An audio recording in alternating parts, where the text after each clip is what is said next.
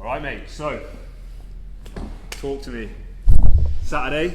Got Saturday, yeah. Throwdown. Teams of 3. Yes. You're with James and Hugo. You're lucky actually, because like Jimmy from TAC Oxford, shout out James Shields, you know. James Shields. He messaged me like yesterday and was like, "Oh, mate, I need cover for Saturday. Can you do it?" And I was like, "Yeah, mate, I can do it. It's fine." Literally, but then like 4 hours later, I was like,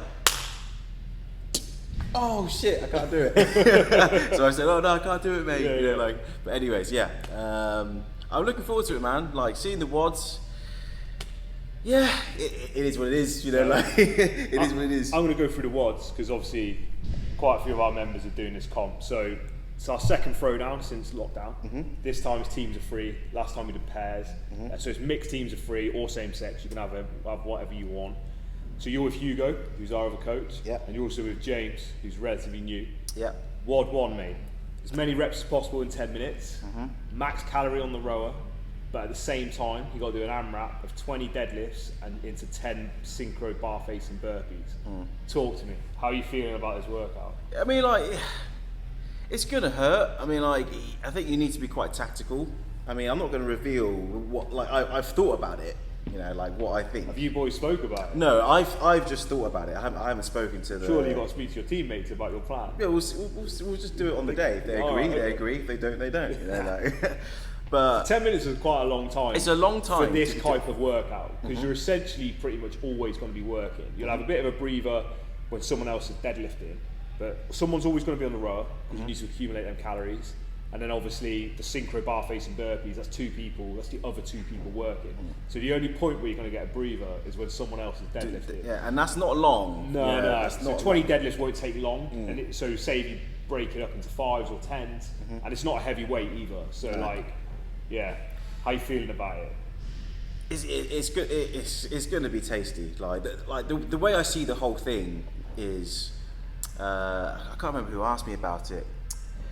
I remember asked me about how you feeling about the throwdown because she knew I was doing it. Nicole asked me, and I was like, I'm nervous, but I'm not at the same time because like I'm not going to die. You know, like you just do what you can do. Yeah. Touch wood after your health, mate. Well, yeah. I mean, like I've said in previous podcasts, I do feel ready now to handle a bit of intensity. A bit of intensity. I mean, okay, it's 3 WODs back to back, so no doubt I'll be in clip. But the way that I see it is when you get pushed to your limit, you kind of level up a little bit. You know, so it will just be another step up the ladder for me. So I'm ready to do it. You know, it'll be cool. That's WOD 1. You know? WOD 2, 14-minute AMRAP. So you pretty much just break this up however you want, but it's 80 box jump overs. Or so you share the work however you want, but you've got to do it in this order. 80 box jump overs, you can step. 60 ground to overhead, 30 kilos for lads, 25 for girls, so any variation of ground to overhead. And then 40 synchro goblet lunges. That's with 2 people involved. How about this one, man? So this one, obviously. It's longer, and like for me, because this is leggy, and for me, like getting back into it, my legs are like not there at the moment. Just strength, or like strength-wise, or everything about them, kind of thing. I think if your legs are strong, they can handle. I mean, like box jump overs is body weight. Tolerate it. So, it's just like lactic thresholds. So this is the one that I saw, and I was like, okay. I'm not worried about the ground to overhead. It's 30 kilos. Yeah. The good thing about this one is technically you should get more rest than the first one. Yes. But it is a slightly longer workout because you can obviously, the box jump overs, say if you broke it into relatively big sets, you're going to get that rest period where the 2 other people are working. So it'd be more kind of like sprint based. I kind of feel like you'll do a period of work followed by like a longer rest until you get to those synchro goblet lunges. But it's the goblet lunges. I'm like, how do you feel about that weight? 24 kilos for lads. 24 kilos. Yeah, you know, like. I can only speak about it for me. I think I'll be able to do it, but like as time goes on, like I'm not sure how I'll do, but I'll just zone out and do it. You know, it's fine. Like I don't overthink it. Like when you can look at these workouts and just think about them over and over and over again, and you think, oh, you know, what if this happens? What if this happens? Just whatever's going to happen on the day is going to happen. You know, it's fine. You know. WOD 3, I like this one. Okay, so it's a 12-minute AMRAP, so middle distance. Okay, so all of these workouts aren't particularly long, but I think this one's quite good. So it's a 12-minute AMRAP. You've got 15 synchro single-arm devil press. So 20 kilos for lads, that's RX. 15 kilos for girls. That's one dumbbell. Where are we synchroing with the just devil at press? the top. At the so top. Just be at the top. Yeah. 30 synchro goblet squats. Okay, so that's 32 kilos for lads and 24 kilos for girls. 2 people synchro. Okay, and then 45 thrusters, so empty bar, 20 kilos for lads, 15 kilos for girls. So what you said, I think this is tasty. Okay, it probably looks the kind of the least worst, but when you actually look at it, No, it's the worst. it's pretty savage. It's super leggy. The only kind of, well, to be fair, it's not. The 15 synchro single arm devil press will take a long time to do 15 because it's just a big long movement. It's just a movement, yeah. But because 2 of you are working, you're just not going to get much of a rest. And then obviously straight into 30 synchro goblet squats. I'll be pretty tasty. The goblet squats is just, it's the weight. It's not the numbers, it's the weight. I'm like, ooh. Yeah, it's quite heavy. I mean, the option For an AMRAP. Yeah, the option for a lot of people is to scale it because not everyone will be able to do that. But yeah, and then obviously. I mean, thrusters at 20 and 15. It's one of them where like, because it's so light, you can go. You can go, but Yeah. like because you can go, it's gonna hurt. It could You know, like potentially trick you. it's gonna trick you. You Yeah. know, like because you can push, and I mean, like I don't know. It's like it kind of reminds me of almost like a Jackie type of workout. You know, like you can go for it, but like you're gonna feel the You'll pain. know about it. You're gonna know the pain, and it just depends on how you break it up. Between 3 of you, 45 thrusters should be okay. Yeah. It's just how we break it up, and Yeah. who can maintain that high threshold. I think as well, like it's coming out of this. So coming out of these synchro goblet squats, because 2 of you are going to be working. One ideally will be fresh, but what you're going to do, like do a big set of thrusters to kind of save the 2 people who've just been working, or you do a smaller set of thrusters, and then whoever comes in next is going to be fucked because you still got to go into those single arms, back into the synchro single arm devil press. So that one is tasty. I like technically it's 15, 15, 15 on those thrusters, but you know. Right, you think so? You think so, but yeah. We'll see. Yeah. But so, like, how would you like?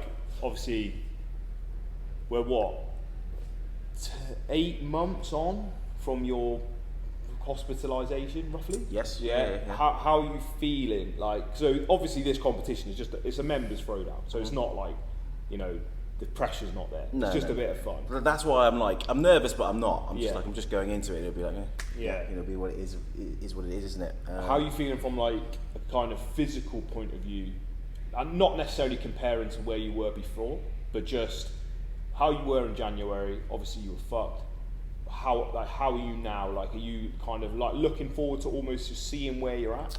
Yeah, I guess it's a benchmark moment. I can just kind of see where I'm at physically. I feel good physically, like we've spoken about in previous podcasts, like because I've been doing just hopping on the classes and stuff. Yeah.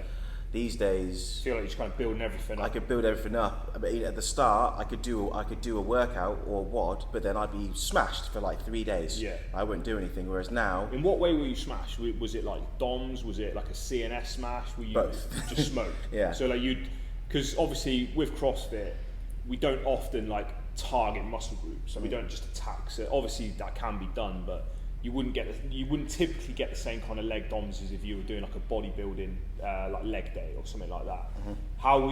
Was that how you were feeling after those classes? Yeah, I'd feel sore naturally, of course, as you do after doing a workout, but tired, mate. Like just in my body, like I was just like going from I've spoken about it before. Like at the beginning, when I came out of hospital, I could barely do 10 press-ups, you know, that wasn't even my limit. My limit was less than that. Yeah. You know, and now, I mean, I haven't even tested it, but like just doing the work, being consistent, I know within myself that I feel so much better. Even, I mean, I haven't stepped on the scales or whatever like that, but like I know that I'm gaining weight and I've improved.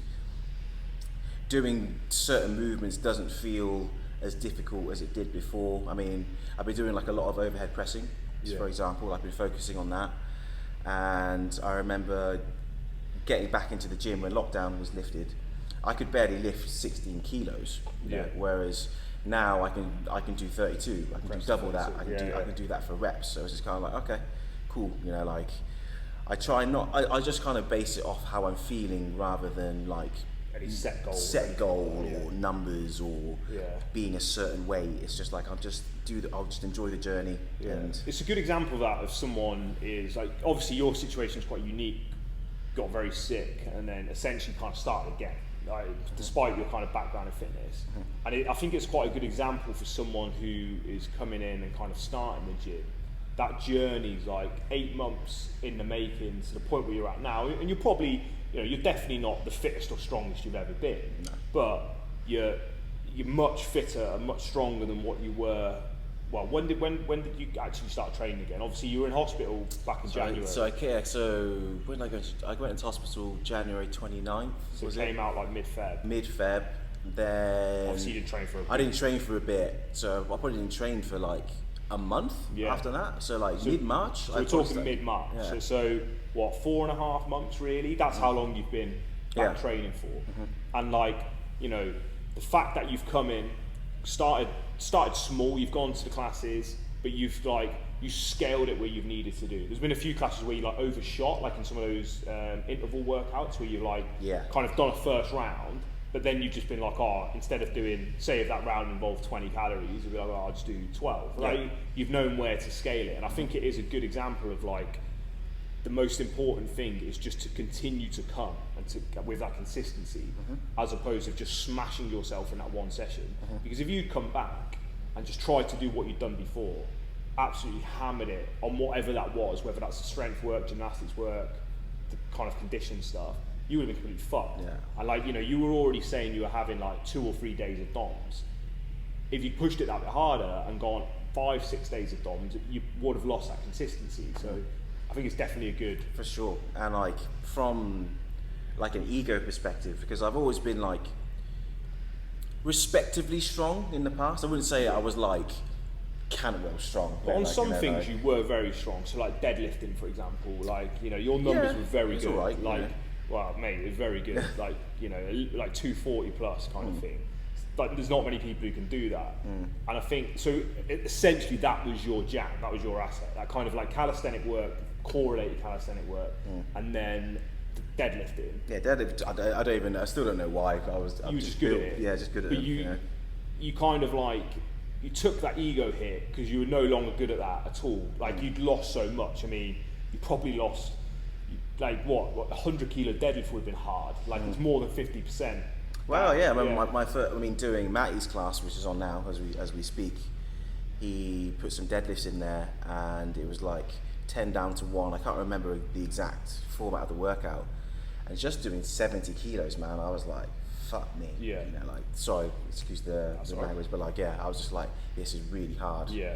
And even snatching, like, I think I said you struggled with that initially, didn't you? Like, yeah, well, doing the touch and go snatches, I got there was one session I got a little bit carried away. I was going really light, but then I just felt like a ping, like in my back, and it was more nerve than muscular. Yeah. But like, I just like, it was an indicator to me that like my body's not ready. It's not ready to be doing like barbell cycling. So like, I remember just taking like a week off. Yeah.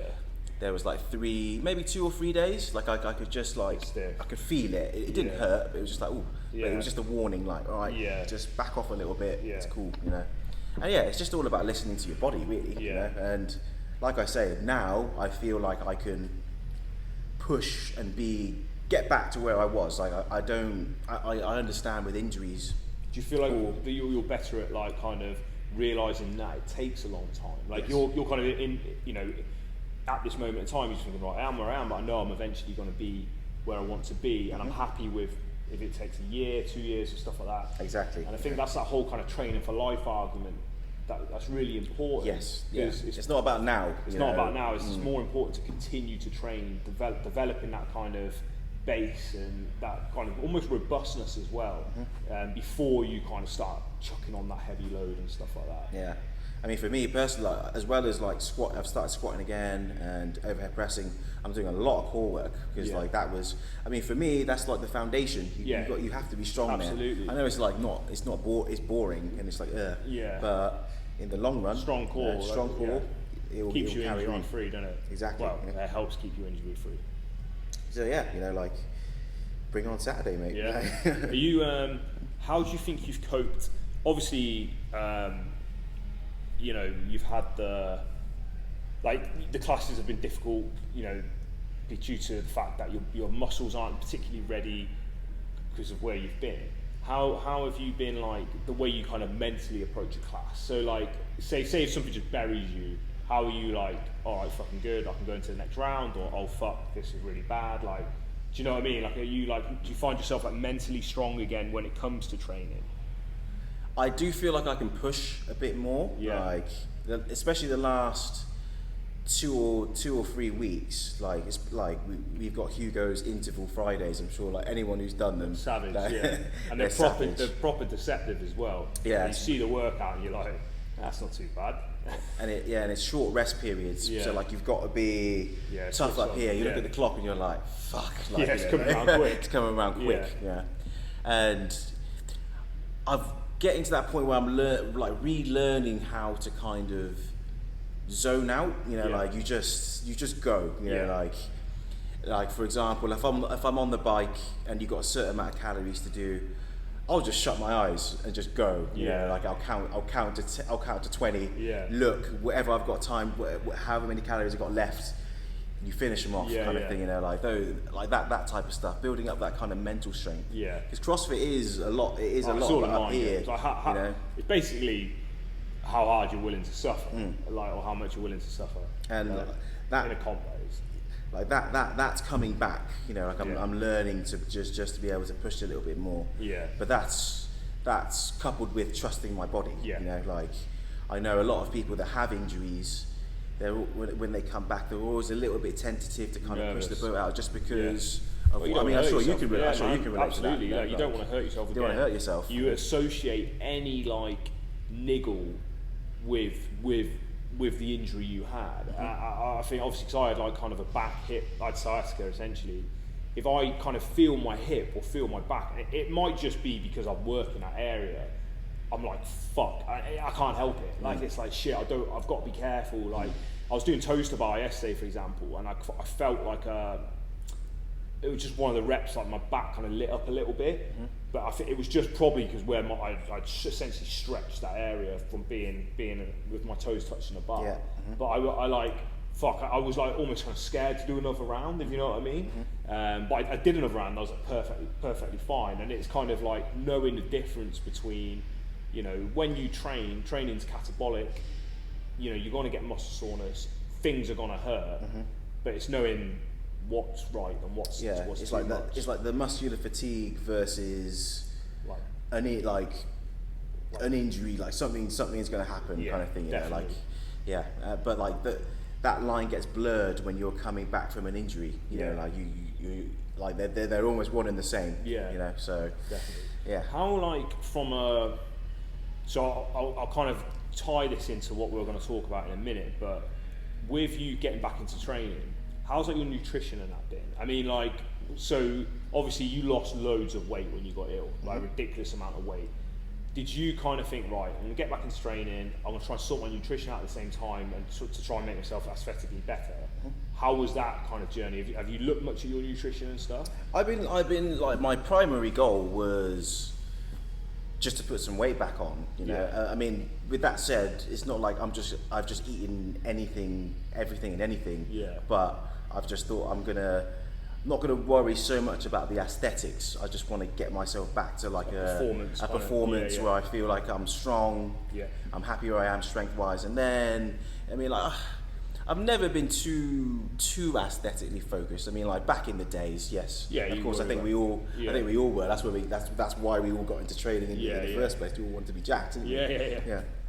But yeah, like now it's just about been putting on weight. Like I've been doing You know we used to do the GSN foods. Yeah. So like I've been on those recently. Oh, so you do that in the pot of gold? So the pot of gold. So like they've like progressed loads since we used to do them. Like, they've got so many more flavors of foods. So I get like 85 quid for like 30 days. Okay. 30 days worth of foods. Yeah. So like it just kind of. What's that, like just one meal a day?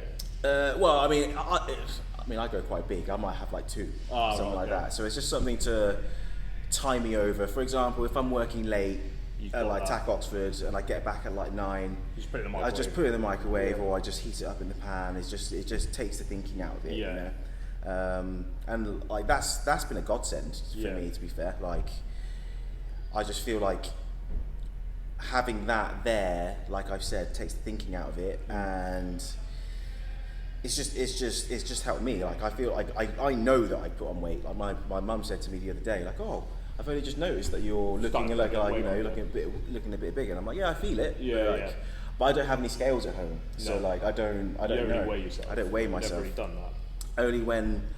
I only knew what I weighed after I got sick, because my first hospital appointment they got me on the scales. Do you remember what that was? 83 kilos. 83. Yeah, 83 kilos. You were like 100. So that, I would have been high 90s, 100 for sure, like around that. You know, I wouldn't be surprised if I was over 100 kilos. Really? You know? Yeah. I wouldn't have been surprised if I was. So dropping down to like 83, I've said it before, I didn't weigh that. I hadn't weighed that much since I was like 21 or something like that. So like, yeah, what I weigh now, it doesn't really matter. I just kind of go on how I look and how I feel. Yeah, you know? I mean that's the most important thing. Like, so yeah, I mean, so you, doing them pots of gold. Obviously, when we were chatting about doing this podcast today, I wanted it to kind of be primarily around supplements. So, have you included supplements back into your diet? The only real supplement I've started taking, that's mainly fitness related, is creatine. Yeah. So you take vitamin D as well. Yeah, I take vitamin D. But that's more of a health, a health thing. So yeah, like purely from a fitness aspect, I've started a creatine cycle. So that was, we did the podcast with Ash. Yeah. When was that? 4 weeks ago. 4 weeks ago. So like a week after I started a creatine cycle. You talked about it. What creatine have you gone on? It's called Green Bulge. Oh, have you gone back on that? Yeah. It's just. You know it's worked for you. I know it's worked for me in the past. But do you prefer, because that's they're tablets, aren't they? Tablet based, yeah. Do you prefer taking tablets than taking the powder? I think it suits me. Yeah. Like I'm not much of a pill popper. I don't enjoy taking. You have to take quite a few tablets. You have to take 5 a day. 5 a day. Yeah. But like I prefer that. But I get it from my mum. Like, my mum's shit at taking tablets. Is she? And like I'm the same. I'm like when I I take them, I'm like I'm a proper gag. Yeah. I'm like gagging or whatever. But like I feel if I take it in a liquid form, it might just fill me up a little bit. Yeah. You know? And I'm like, ugh. I don't like training on a just feeling anything in my belly. I know some people could eat. Hour later they can go and train. Fine, I need 2 or 3. You know, I need 2 or 3 hours to go. Yeah. And so what? We're 3 weeks in, and like I can feel it. Upper body wise, I can definitely feel the difference. But lower body wise, it's creeping up. But I've always been that way. My lower body is always the first to go if I don't train, and it's been a long time. So like I know it will get there. Yeah. The creatine's a good one because like. You know, we spoke about it briefly of Ash, but you know, it's essentially the most researched supplement there is. So I was at one point, right? Almost because it's so good that people are trying to find out whether it's like they're trying to like kind of label it as a steroid. or something like exactly. That. Yeah. Has that always been your go-to supplement? No, well, this is the first time I've done it since. I know you've obviously done creatine a while ago, but like. It's probably the first time you've done supplements in a while as well. Yes. Yeah, you've pretty much been off them. But like when you are going to take a supplement, is creatine the one you look to first? No. Okay, cool. It wasn't like it only popped into my head when we were talking with what's his name? Mark Dakin. We were sat in the gym. And we were just talking. And we were talking about supplements, and creatine came up. Yeah. And it was just like a light bulb moment. I was like, oh shit! Like, I haven't done creatine in a while. I might have a little bite at that again. So, I just thought, let me give it a go. Let me give it a go. Get back on it. Like from memory, I always had good results. So, like for people who are not like that clued up on supplements, what's creatine give you? Like you can be as specific as you want or as vague as you want. Like I mean, creatine is essentially like, in essence, a strength builder and mass builder. From what I remember of it, I haven't done any kind of recent research, so I don't know what the new science is on it, but it basically makes your muscles hold more water, so that kind of makes you a little bit more efficient in the strength and muscle cycle, phosphocreatine cycle. Yeah. Craig cycle, is it something like that? Obviously, it doesn't last. Like once you stop, you're going to lose a little bit because your muscles hold more water. Yeah. Once you stop, that water just kind of drains out, but you'll hold on to some gains, but not all of them. But you need to do it for a period of time. So like I'm on an 8-week cycle, so I've got eight weeks worth. Yeah. And we'll kind of see where I'm at. After that, but like I'm excited. Like I can already feel the difference in my upper body. Yeah. And like I said, my lower body's creeping up. That's good. So like, what was your go-to supplement then? Like you said, it wasn't creatine. What was the one you would? I mean, like I've always dabbled with protein powders. Like so, like. I mean, I don't know if you remember back in the day, but you always used to do the BSN. Yeah. And it used to taste so nice. That's the only reason I like it, because it's the nicest tasting protein powder I've ever had. And I've actually got some. Like I've got my weight. Was it BSN? What was it called? Synthesix. That's it. Yeah. So I've actually got a tub at home. I just haven't touched it. Like I ordered some. Once I decided to get back into training, I ordered some, but I just haven't had it yet. So I don't feel like I've needed it. But it's always, I think protein powder is always a good one. It's always a good go-to. Yeah. Oh, that's good, man. Sweet. Well, we'll call it there. Yeah. Nice one, man. All right. Thank you.